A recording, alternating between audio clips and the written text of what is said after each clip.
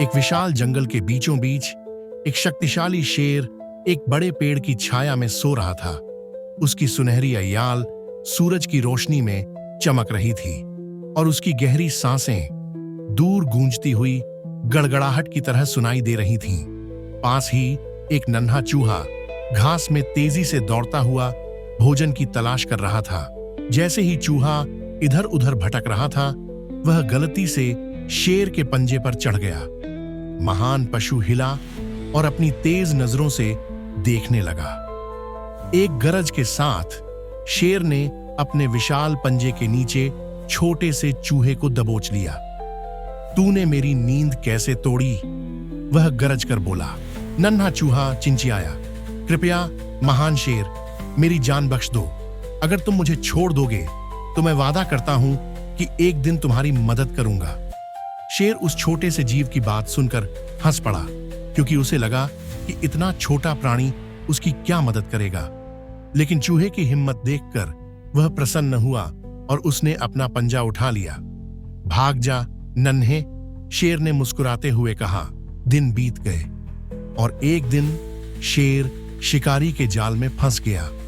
एक मजबूत जाल उसके चारों ओर लिपट गया और चाहे वह कितना भी गरजता या संघर्ष करता, वह खुद को छोड़ा नहीं सका।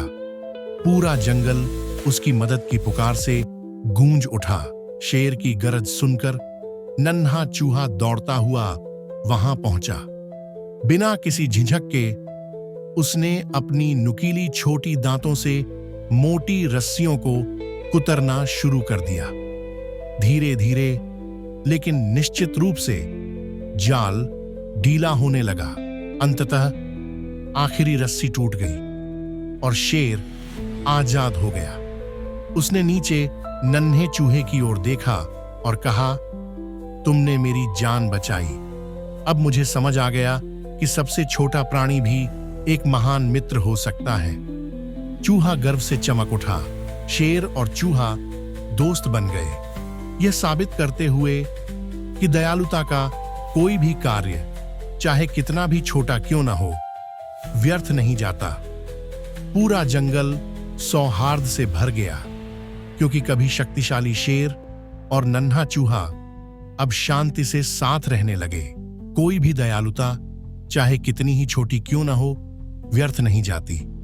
आज छोटा समझा जाने वाला हाथ कल किसी की सबसे बड़ी मदद बन सकता है। इसलिए हमेशा दयालु बनो, क्योंकि अच्छाई लौटकर जरूर आती है।